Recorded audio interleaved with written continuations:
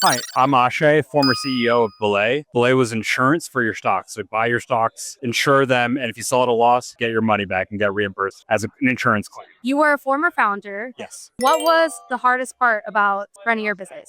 Keeping everyone aligned, especially when you're running a small team, everyone needs to be aware of what's happening. And there's always a lot of moving parts, a lot of different roles that need to be filled, especially from a small team. So you're trying to be flexible and trying to really understand, how do you utilize each piece on the team to make sure you're driving towards progress. What prompted you to dissolve? It was a really difficult decision, but it was absolutely the right one. We realized the business was really difficult to scale at our pace. And while we had a line of sight towards profit and cash flow positive business, it was just really difficult to scale. And we realized we have a decent chunk of change left in our bank from our venture partners. Most responsible thing to do would be to return capital at this time versus trying to go for another 3 to 4 years and burn through all of investors' money. And then what got you to that decision where you realized, okay, like this is a time to shut down? I know you want to save as much money, but there's founders out there that they want to keep their company running as long as possible. So how was it different for you? It's always about doing what's right for not just yourself, but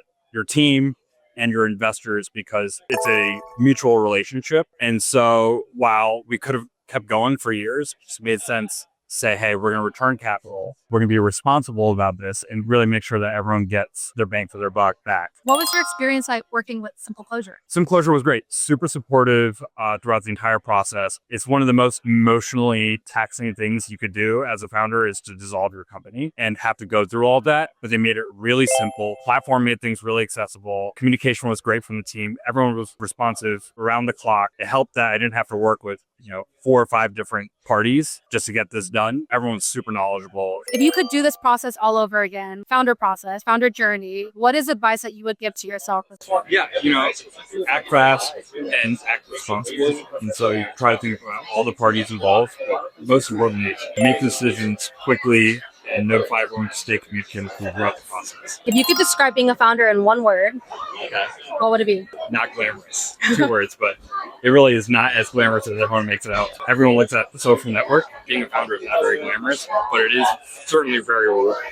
What emotions did you and other founders feel when going through dissolution? Puerto Rico was very taxing emotionally, of course. One of the worst things you will feel as a founder or as any executive or being as part of the team that's shutting down is that you feel like you failed. And that sense of failure goes beyond just the work that beyond the 9 to 5 or when you start as a founder, especially the 99.